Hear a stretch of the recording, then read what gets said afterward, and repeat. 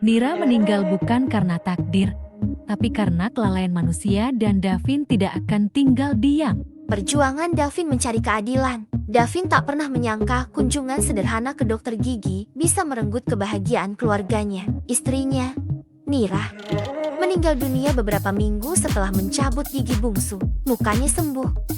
Luka di gusi Nira justru membengkak, menyebabkan infeksi yang menyebar cepat ke seluruh tubuh. Ia meninggalkan Davin dengan seorang putra berusia 3 tahun, Zaki, yang masih terlalu kecil untuk memahami mengapa ibunya tak pernah pulang. Davin kini hidup dalam kekosongan. Setiap sudut rumah mengingatkannya pada Nira, aroma parfumnya yang tertinggal di bantal, suara tawa yang pernah memenuhi ruang tamu, hingga kebiasaan kecilnya menyiapkan bekal makan siang untuk Zaki. Namun di balik kesedihan itu, ada kemarahan yang membara. Nira seharusnya masih hidup. Dokter gigi yang menangani pencabutan itu, menurut Davin, telah mengabaikan prosedur keselamatan dasar. Ia mulai menggali. Davin mendatangi klinik tempat Nira dirawat, meminta rekam medis dan bertanya tentang prosedur yang dilakukan. Namun, jawaban yang ia terima dingin dan menghindar. "Kami sudah mengikuti standar," kata dokter itu tanpa rasa bersalah. Tapi Davin tahu ada yang tidak beres.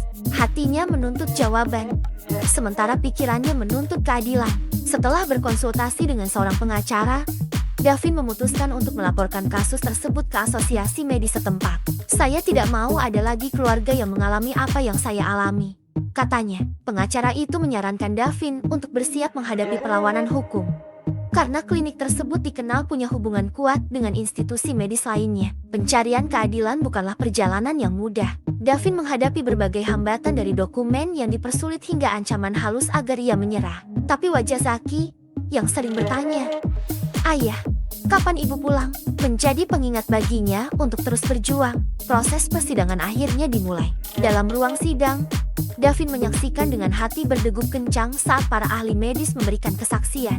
Salah satu ahli, seorang dokter senior, dengan tegas mengatakan bahwa infeksi yang dialami Nira seharusnya bisa dicegah jika dokter gigi lebih berhati-hati.